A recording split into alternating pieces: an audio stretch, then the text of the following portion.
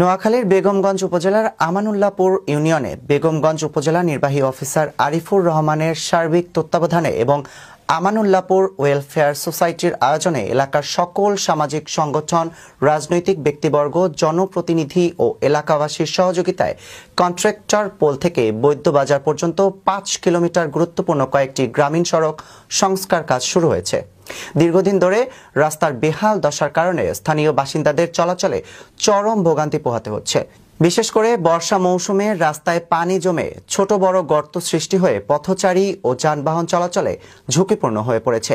এ পরিস্থিতিতে আমানুল্লাহপুর welfare society স্থানীয় তরুণদের নিয়ে স্বেচ্ছাশ্রমে সড়ক সংস্কারের উদ্যোগ নেয়। সোসাইটির সদস্যরা জানান, সরকারি অর্থায়নে পাশাপাশি নিজেরাই সমাজের জন্য কাজ করার লক্ষ্যেই এই উদ্যোগ নেওয়া হয়েছে। সংস্কার কাজে স্থানীয় তরুণ সমাজ, দিনমজুর একসঙ্গে অংশ নেন। এলাকার প্রবীণ বাসিন্দারা তরুণদের এই উদ্যোগকে স্বাগত জানিয়ে বলেন, এমন সামাজিক সংগঠন যদি সক্রিয়ভাবে কাজ করে যায় তাহলে এলাকার উন্নয়ন বড় পরিবর্তন আসবে। দিন তো বৃষ্টি বাদলের দিনের কারণে রোডের পরিস্থিতি পুরাই খারাপ। আমাদের এই রোডটা হচ্ছে কন্ট্রাক্টর পোল দিয়ে।